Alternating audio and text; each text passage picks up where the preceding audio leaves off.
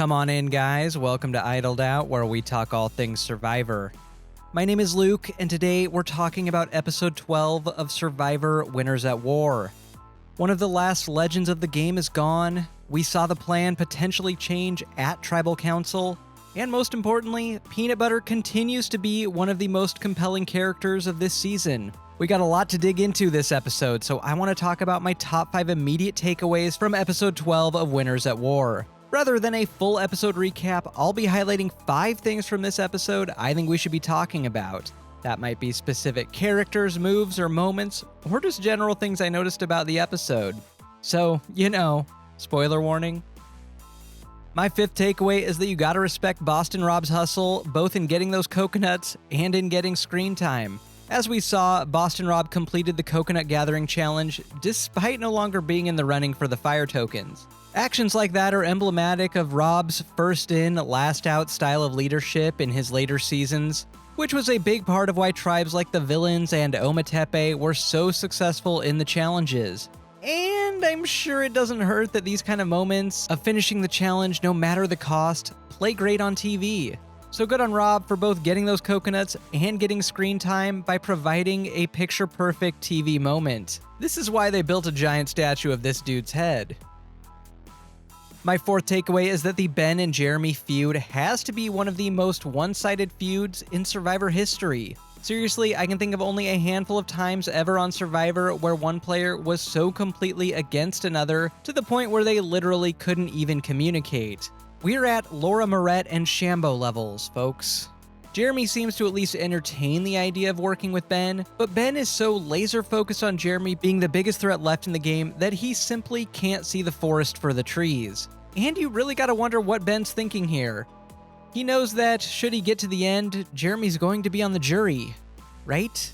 Well, whatever's going through his head, I love petty Survivor feuds, so I'm all about it. My 3rd takeaway is that Tony's move last episode to take out Sophie and drive Sara closer to him looks even more brilliant in hindsight. Look at what happened this episode. Sara blows up at him for taking out Sophie, threatening to end their real-life friendship if she gets voted out because of Tony. And yet, the very next day, she's back with him as the most solid pair in the game, as if nothing ever happened. It's a very underrated strategy in Survivor to take out your closest allies' close allies to make you their only option. Tony played it to perfection, and the results bear that out. My number 2 takeaway is that the subtitles during the Tribal Council whispering are a very welcome addition. A big part of the online disdain for the tribal whispering is that we don't really know what's going on, and watching people whisper to each other is about as exciting on TV as it is in real life. So to see the whispering actually captioned was great. And what an episode for us to finally get most of the whispering captioned, given that it seemed like the vote was actually changed at Tribal Council from Jeremy to Kim. Still, we're most likely going to have to wait until after the season to learn if that is indeed the case. But if they're going to allow whispering, I'm glad we're at least going to hear what's going on. Also, bonus points to Denise for being our audience surrogate and just being completely over the whispering. Thanks, Denise.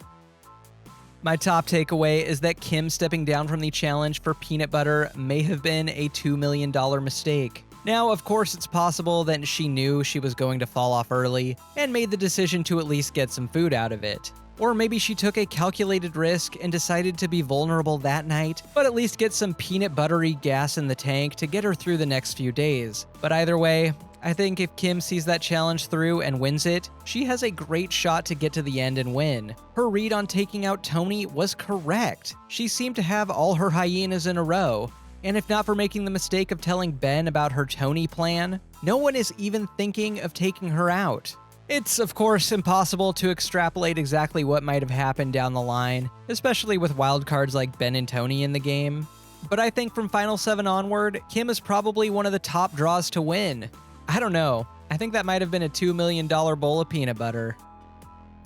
Got nothing else for ya? Please consider bequeathing your fire tokens to the like and subscribe button, and I'll get you more Survivor content just like this. Until next time, don't get idled out.